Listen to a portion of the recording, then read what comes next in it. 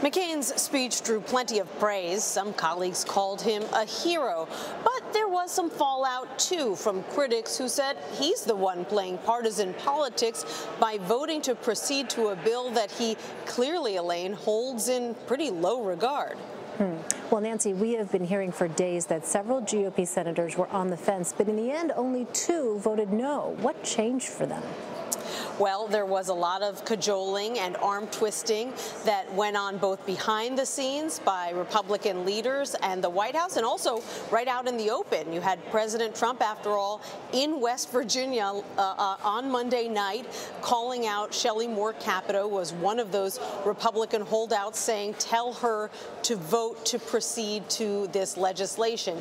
In the end, Republican leaders were making a pretty simple argument to these Republicans. They said, look, even if you don't like the ultimate legislation, at least help us move to get to a debate, at least begin the process. You can always vote no in the end, but we need to show that we have tried everything, that we've done everything we can, and who knows, maybe you'll like the final product. And so in the end, that's the rationale that a lot of these former holdouts gave for voting yes, but many of them also said they do still reserve the right to vote no on the legislation at the end of the day, several days from now, if they don't like the final product.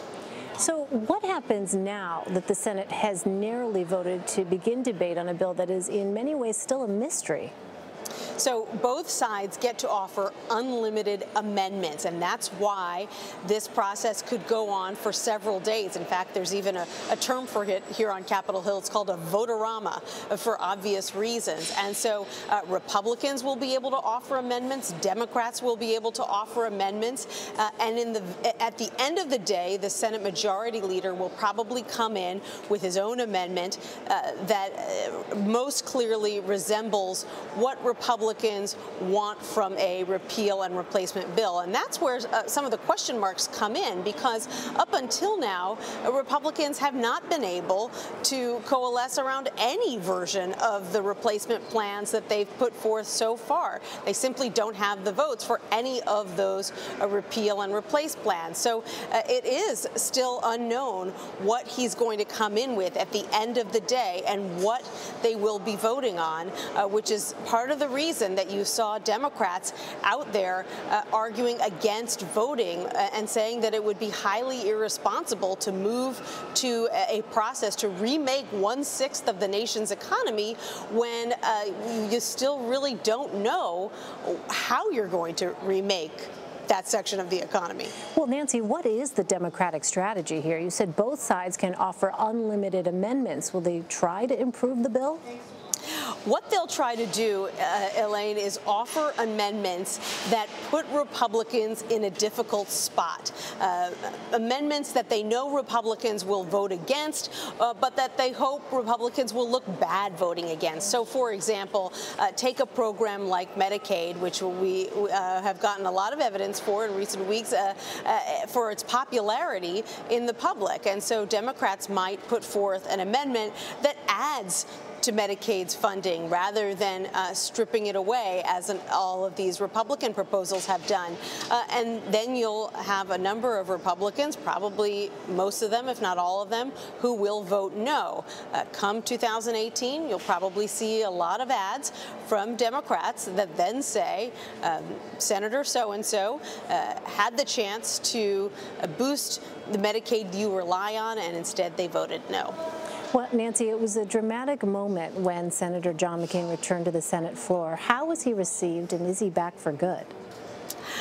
He was greeted with a standing ovation from his 99 colleagues who, frankly, were surprised that he was able to make the trek back across the country so soon after his brain cancer diagnosis. And it couldn't have been scripted any more dramatically than the way that it played out, Elaine. The vote started at about 2:15 Eastern time, but he didn't land until about 2:30. So most Republicans Republicans had already cast their votes by the time he arrived on Capitol Hill. All 99 senators were there in the Senate chamber awaiting his return. And so when he walked in, he got a lot of applause from both the right and the left. Nobody was really quite sure. I'm sure Republican leaders knew, but many of us did not know how he was going to vote. In the end, he did vote yes to begin debate, and that was a crucial vote. Had he not returned, Republicans would not have had the votes they needed to begin debate. So you can see why he made that Herculean effort, even though he then turned around and slammed the process that got us here and slammed the underlying bill. And then he told his colleagues that he'll be sticking around for a few more days to tie up some loose ends, and then he plans to go home to Phoenix to begin treatment for his brain cancer, and didn't give a date when he'll return, but he said he fully intends to return. Still, it's not clear right now, Elaine, whether he will be here for this entire debate process over the health care bill or not. All right, busy times on Capitol Hill. Nancy Cordes, thanks so much. You're welcome.